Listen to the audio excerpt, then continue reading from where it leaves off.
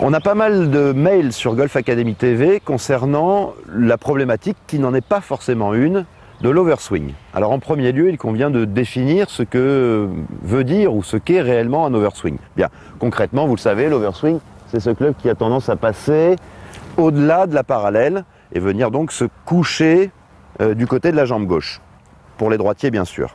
Alors, rappelez-vous d'abord que chez certains joueurs, l'overswing n'est pas une faute. Et je ne prendrai qu'un seul exemple, John Daly, vous le connaissez tous.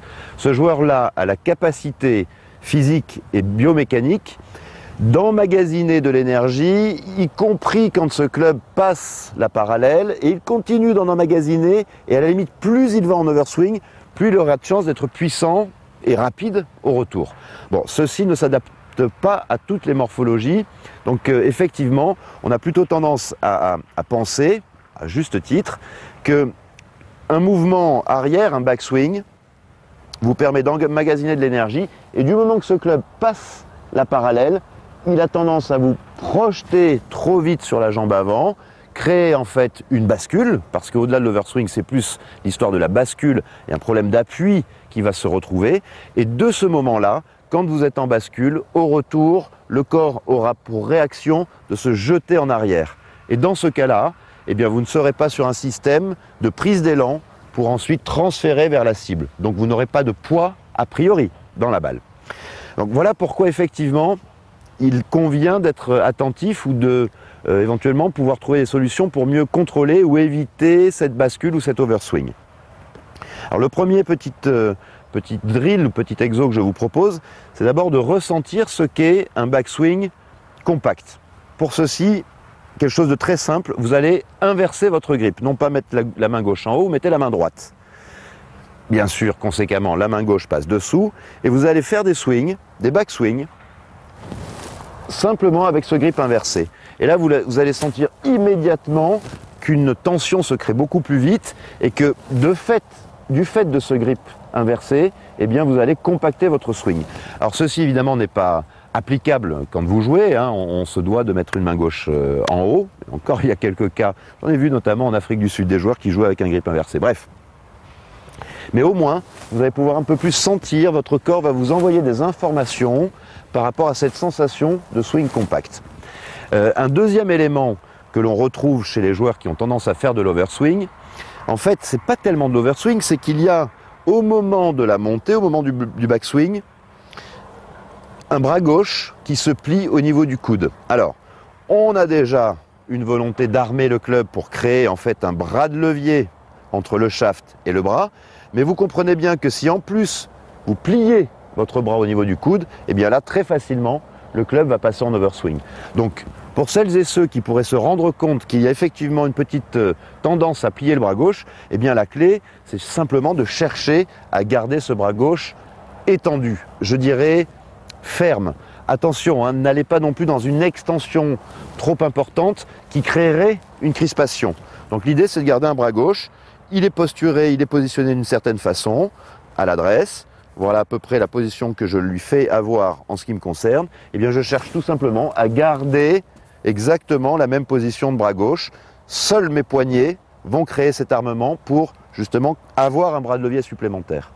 Alors, petite info ou petite parenthèse concernant l'histoire de bras de levier, pourquoi est-ce si important dans un swing de golf? Bien, vous comprenez bien qu'un swing qui n'aurait pas de bras de levier manquerait d'abord de largeur et de hauteur, et ensuite, grâce à ce système de bras de levier, vous pouvez au retour générer beaucoup plus de vitesse. Donc nous avons un premier élément, sentir ou permettre au corps de vous envoyer des sensations avec un grip inversé. Deuxième élément dont il faut tenir compte, vérifier que vous n'avez pas ce bras gauche qui a tendance à se plier, sans quoi très facilement vous vous retrouvez en overswing. Le troisième élément que je peux vous proposer, eh bien, c'est en fait de penser un tout petit peu différemment votre backswing.